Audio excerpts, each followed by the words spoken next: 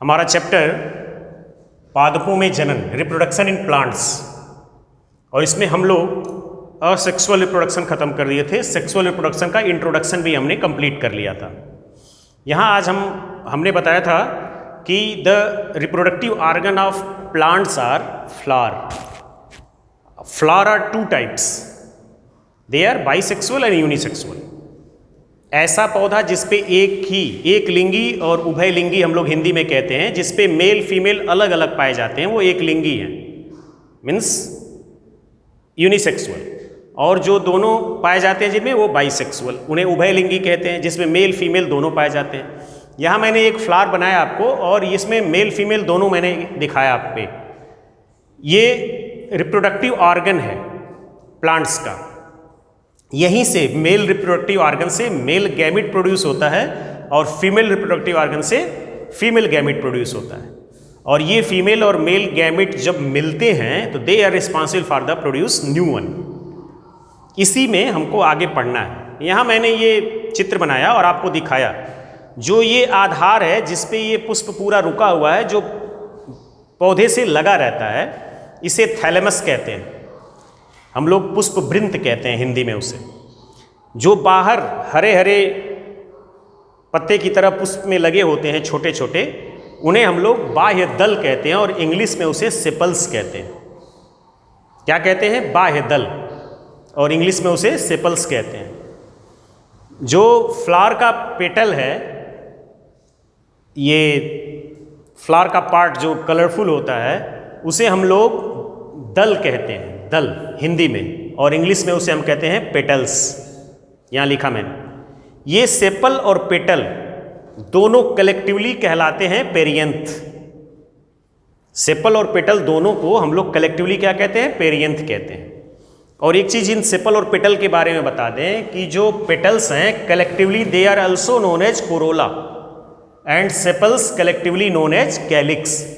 इसे कैलिक्स भी कहते हैं। जो कई होते हैं, 5, 6, 7 इसमें लगे होते हैं, उसे कैलिक्स कहते हैं, और इसको कलेक्टिवली कोरोला कहते हैं। और हिंदी में हम इन्हें क्या कहते हैं? बाह्य दल और दल। यहाँ पे अब हमारा रिप्रोडक्टिव ऑर्गन आ गया। ये जो बनाया मैंने, ये फीमेल रिप्रोडक्टिव ऑर्गन है, और इसका जो टिप पार्ट है इसे हम स्टिग्मा कहते हैं। हिंदी में इसे वर्तिकाग्र कहते हैं। जो बीच का ये ट्यूब लाइक स्ट्रक्चर है, इसे हम स्टाइल कहते हैं, और हिंदी में इसे हम वर्तिका कहते हैं। नीचे बेस में जो सोलन हिस्सा है, फूला हुआ हिस्सा है, इसे हम ओवरी कहते हैं, और हिंदी में इसे हम अंडाशय कहते हैं। ये जो हिस्सा है अंदर, ये देखिए ओव्यूल है, इसी में एग बनता है, यही है फीमेल गैमेट। जो नेक्स्ट है ये यहाँ पर बनाया मैंने, और ये जो फीमेल रिप्रोडक्टिव ऑर्गन है, स्टिग्मा, स्टाइल, ओवरी, ओव्यूल, ये कलेक्टिवली पिस्टल कहलाता है या कार्पेल कहलाता है। इसे हम लोग गाइनेसियम भी कहते हैं। क्या कहलाता है? पिस्टल कलेक्टिवली या कार्पेल कहलाता है। ये फीमेल रिप्रोडक्टिव ऑर्गन है, इसे हम लोग गाइनेसियम भी कहते हैं। जो नेक्स्ट है मेल रिप्रोडक्टिव ऑर्गन, यहाँ जो देखिए टिप पे बना हुआ है, ये फूला हुआ हिस्सा, इसे हम एंथर कहते हैं। और जो ये धागे जैसी संरचना है जो पुष्प से जुड़ा हुआ है, इसे हम फिलामेंट कहते हैं। फिलामेंट और एंथर दोनों मिलके कलेक्टिवली बनाते हैं स्टामेन। ये मेल रिप्रोडक्टिव ऑर्गन है। इसी को मैंने इधर अलग से बना दिया। ये हिस्सा जो तंत्र कहलाता है हिंदी में, फिलामेंट, धागे जैसी संरचना है जो पुष्प से लगा रहता है, ऊपर मोटा हिस्सा है। इसको हम टच करेंगे तो इसमें पॉलन ग्रेन्स होते हैं। इस एंथर में पॉलन ग्रेन्स होते हैं। टच करने पर पीला, लाल या सफ़ेद रंग का हाथ में चिपक जाता है ये, और ये कलेक्टिवली कहलाते हैं स्टामेन। ये मेल रिप्रोडक्टिव ऑर्गन है। और जो इधर बनाया है मैंने, ये फीमेल रिप्रोडक्टिव ऑर्गन है। अभी मैंने बताया आपको कि इसे हम लोग पिस्टल या यहाँ पे क्या कहते हैं? पिस्टल या कार्पेल कहते हैं। और जो मेल रिप्रोडक्टिव ऑर्गन है, एंथर फिलामेंट मिला के स्टामेन कहलाता है। यहाँ पे मैंने अलग अलग दिखा दिया। ऊपर का ये हिस्सा स्टिग्मा कहलाता है, बीच का tube like structure that is style, and the base which is Solan one that is ovary. उसके अंदर देखिए ओव्यूल, और ये मैंने यहाँ पे एक्स बना दिया। जो नेक्स्ट प्रोसेस है इस सेक्सुअल रिप्रोडक्शन का, दैट इज पॉलिनेशन।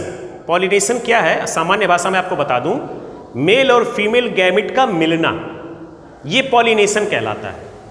परागकण का मेल रिप्रोडक्टिव ऑर्गन से फीमेल रिप्रोडक्टिव ऑर्गन तक पहुंचने की जो प्रक्रिया है that is pollination.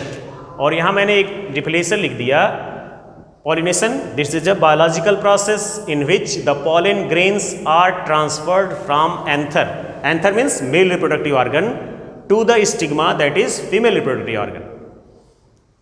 Mail gamete का फीमेल गैमेट तक पहुंचने की जो प्रक्रिया है that is known as pollination. और यहाँ पे मैंने अभी मैं आपको बताता हूँ, यहाँ पे मैंने बताया पॉलिनेशन दो तरीके का होता है, सेल्फ पॉलिनेशन और cross pollination. Self pollination means अपने ही पुष्प से, जैसे यही पुष्प है इसी का ये पराग यहाँ तक पहुँचाया, ठीक है, या सेम प्लांट पे एक फूल से दूसरे फूल तक, सेम प्लांट पे, दैट इज क्या है सेल्फ पॉलिनेशन। और दूसरे पौधे से दूसरे पौधे तक पराग का, दूसरे पौधे के मेल रिप्रोडक्टिव ऑर्गन से दूसरे पौधे के फीमेल रिप्रोडक्टिव ऑर्गन तक पराग के पहुंचने की जो प्रक्रिया है वो क्रॉस पॉलिनेशन कहलाती है। और ये हम लोग आगे फिर पढ़ेंगे विस्तार से कि क्रॉस पॉलिनेशन क्या है। क्रॉस पॉलिनेशन दो तीन तरीके का है, उसमें माध्यम है, जैसे एनिमल द्वारा, एयर द्वारा और फिर इंसेक्ट द्वारा, तो हम लोग डिस्कस करेंगे। थोड़ा सा यहाँ हमें समझना है ये क्या है पॉलिनेशन। अभी मैंने बताया the process of transfer of male gamete, the pollen grain transferred from anther that is male reproductive organ to the stigma female reproductive organ. ये मेल रिप्रोडक्टिव ऑर्गन है, इसके पास पराग पॉलन ग्रेन्स होते हैं, ठीक है। जब ये मैच्योर हो जाता है, मैच्योर होके ये रप्चर हो जाता है, फूट जाता है और इसमें से पॉलन ग्रेन्स निकलते हैं। फिर ये पॉलन ग्रेन्स एयर के माध्यम से, इंसेक्ट्स के माध्यम से, या फिर डिफरेंट एनिमल हनी बीज हैं या फिर बटरफ्लाइज हैं, इनके माध्यम से यहाँ तक पहुँचा। यहाँ पे एक चिपचिपा पदार्थ होता है, ये पॉलन यहाँ पे चिपक जाता है। पॉलन जैसे ही यहाँ पे चिपक गया, इसको फूड मटेरियल मिलता है, ये फिर डेवलप होने लगता है, इसमें पॉलन ट्यूब्स बनने लगती हैं और इन ट्यूब से होकर ये पॉलन ग्रेन और इस ट्यूब के माध्यम से ये चला आता है यहाँ ओब्यूल तक, और ये मेल गैमेट पहुँच गया कहाँ, फीमेल गैमेट के पास। और यहाँ पे पहुँचने के बाद ये दोनों मिल जाते हैं। The next process is fertilisation. When male and female gamete दोनों मिले, उसके बाद जो प्रोसेस हुआ वो क्या है, फर्टिलाइजेशन का प्रोसेस है। तो ये हम लोग नेक्स्ट लेक्चर में देखेंगे। Thank you.